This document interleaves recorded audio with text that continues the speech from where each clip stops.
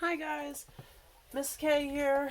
I am going to go through everything that you should have found in your art kit. That would be the paper bag that was sent home with you that hopefully was just filled with art supplies. I'm not sure if in locker clean out if maybe extra things got put in your art bag, but when I created the art kit, this was what was in it for the most part. So some of you have a couple of extra things, colored pencils, or maybe I gave you a set of markers, or maybe you were somebody that needed a sketchbook, or the Sharpies, or things like that. If you weren't able to get your own supplies, then you had more than everybody else. But for the most part, this is what you should have had. Again, maybe you had colored pencils, maybe not. I'm going to remove them for now. Okay, so again, also, maybe you had watercolors, maybe not. If you got your own watercolors, great. They should have been looking better than this, and they should have come with a brush, and then hopefully you were able to find a second brush for yourself. If you don't have a second brush, it's not a big deal. It's just kind of nice to have some variety when you do the watercolor painting. Not required, but it just allows you to change it up a little bit. So that's kind of nice. All right, so here's what we have. I'm going to start by talking about the stack of papers because there's a lot of papers. This whole stack of printer paper it's a lot. This is one of the very first things we're going to do, this About Me page. If you want to, with this About Me, you can see my other assignment that is specific to it.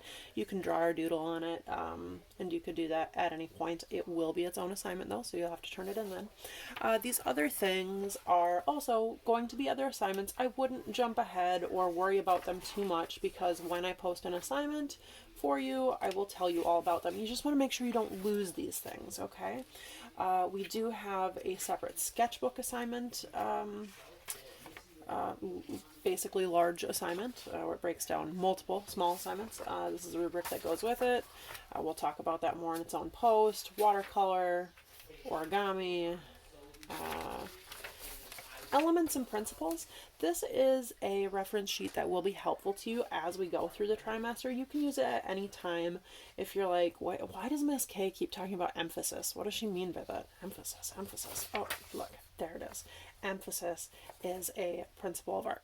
And then you have a description of it. It gives you a little visual, but really you can find so many visuals online too. In the classroom, of course, I have more that I can show you, but in this instance, you're going to be responsible for doing your own research a little bit if you need to. So if you just type in emphasis in art and look at images, you'll come up with a lot of different things that help you, or balance or movement or whatever.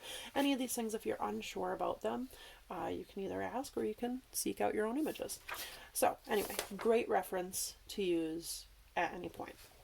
Art critique, we'll talk about that as its own assignment. And then these things, this one Earth Day thing, this is a coloring sheet and a word search that you can do at any point. Earth Day is coming up, it's sometime in April, late April, so it's about a month away. But this is the one that you can do kind of as fun for anything that you'd like. These other ones I'd like you to wait on because I do have a specific thing in mind with all of them, so don't jump ahead, please. Same with these things. We're going to talk about these as related to Elements and Principles of Art and its own assignment, but they are coloring sheets, so you will be doing them eventually. I just don't want you to get too far ahead. If you do all these things, then you won't have anything to do when the time comes, or maybe you won't follow all the specific instructions I have for them. So if you're looking for something to do, if you're bored, you want a coloring sheet, this is the one you can do at any point. But everything else, just make sure you keep it in a place. Maybe you have an art folder or binder, or you just want to keep it in the bag, the paper bag that I gave you. Either way you want to do it is fine. Just make sure it doesn't get lost because they will all be referenced at some point. Okay, the other papers that we have are like this. We have origami paper. Origami paper is square. There's 3 of this 10 by 10 and 3 8 by 8 squares. They will both be used for an assignment. There's only 3. If you like origami or you want to jump in, you want to, again, if you're bored and you just want to kind of see what you can do, anything will work for origami paper as long as it is square. This is just regular printer paper. It's very thin. It's easy to fold. It's kind of boring. It's not patterned or anything. If you go to the store and buy origami paper, you'll have some that is colorful and a little more exciting on one side.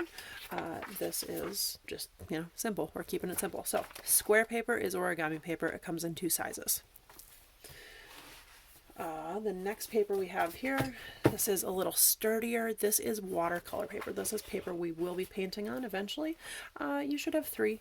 Maybe you have 4 or 5, but 3 is what everybody really, really needs. And you just want to make sure that they don't wind up getting folded or creased at all if you can help it. So, looks like I got a little blurry there for a second. All right, and then this paper, this is nice quality drawing paper. It's a little heavier than printer paper. It's a little bit thicker. That's what I mean by that. And it's just kind of nice to have a large piece, multiple large pieces. Again, you should have 3. So, oops. Shaking my camera a little bit. Sorry about that. Okay, we also have these things. We have a popsicle stick we're going to use at some point for sculpting. This is Sculpt It. This is the material we will sculpt with. Again, don't jump ahead on that because you don't know the assignment yet, but it is kind of fun to play with. And then this string is something we will use as a finishing touch for one of our first assignments as well. Just don't lose it. Try to keep it all close together. Lastly, you have a bag here of pencils and drawing materials. So this is a drawing kit. And these were reused, so maybe you had somebody's name on yours, you can pull that off. It's yours now. This is our gift to you from the art department. If you feel like donating it back to us when we get back to school, we'll gladly take them. But really, this is a nice quality pouch that you can use for drawing materials or for anything, really. For the purpose of studio art, I want you to keep all of your drawing supplies together in here if you can. So if you want to throw your colored pencils in here, or if you bought yourself multiple Sharpies and you want them to be in here, that's fine. That's great. Right now, here's what it has. All right, we'll take everything out here. Everything. Okay, empty bag.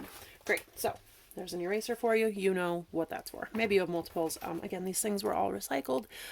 We tried to use up old supplies that we had laying around the art department in order to get everybody what they needed. So if you have things that are, pencils that are shorter or smaller, or you have multiple tiny little erasers, or your eraser's a little beat up, it's okay. It'll all work. So there's an eraser. This is what we call a blending stump. It is paper. It's paper that's twisted and wrapped up really, really tightly and created in a point like this. So when we draw and we want to blend our colors together, we can draw something on the paper, rub this on the paper. Actually, I guess I could show you an example right now. I'll do that.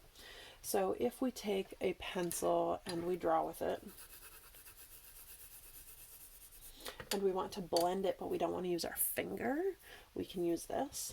This will smudge and smear and blend and pull the graphite onto parts of the page and allow us to use the point to get into really, really small areas. So say you were drawing and you wanted to get your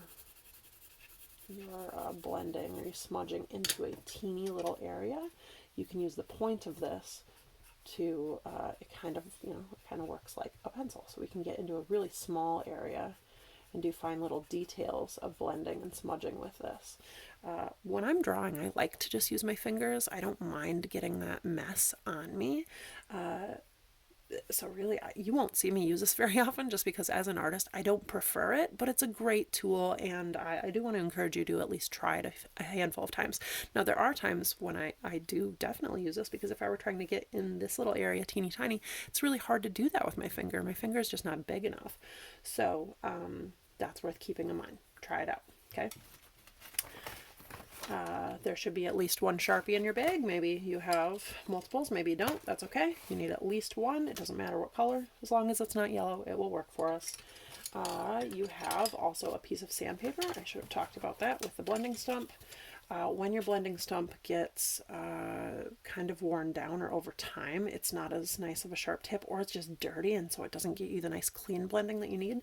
You rub it across the sandpaper, and the sandpaper kind of grinds it down, cleans it off, and gives you a fresh stump to work with. Okay, so you can kind of see there I've got a fresh area to work with. Okay, So that's what the sandpaper's for, when you need it. You should have at least one playing card. I don't know why I have two, honestly. I just tried to include one. What I will have you do with this is, as we go through and we're doing drawings and plannings, this is a great tool to use for creating thumbnail drawings. Thumbnail drawings are little drawings, and so I like a playing card because it allows us to create a small frame. We just trace around it, and now I have a small area to do a drawing in, and that's really helpful when we have a large page, a large sketchbook. We can create multiple little drawings using our playing card again and again to help us create multiple small thumbnails on one page. It also just allows us to have kind of a uniform frame and keep things a similar size. So don't lose your playing card. I will also at some point probably give you an assignment to draw what's on your playing card. So if you want to, you could jump ahead and do that, or you could use it as something to practice with anytime. Otherwise, that's the playing card. Okay, and then here's what we have now. We have a set of drawing pencils. And drawing pencils come in a range. Now this is something I'm going to put up as its own lesson. This is going to be one of the first things I have you draw in your sketchbook so that you can try out these drawing pencils and get a feel for them. But basically at this point you should have 6, maybe you have 7, and maybe you have 5. Any of those are fine. I believe all of you have 5. Some of you might have 6, or maybe, maybe if one of your, for example, your 6B pencil, it was really little, maybe I give you 2 or 3 to make sure that you would have enough for the trimester. So what you should have is a pencil that's labeled on the end. Sorry, I'm trying to see if I can show you this here. On the end, they all have labels. So you should have one that says HB. You should have one that says 6B. You should have a 4B and a 2B, and that's on the B side of the range. Then you should also have one that says 2H, and you should have one that says 4H. And maybe you don't have one that says HB, but maybe you have just plain regular writing pencil, a number 2 pencil. A number 2 pencil is an HB pencil. So regular run-of-the-mill number 2 pencil is an HB pencil. That's kind of middle of the road. If you have a whole drawing set, then you have the range. So multiple pencils in your bag as well. Okay, and that's it. Those should be all the things that were in your art kit. And let me know if you have questions. Thanks.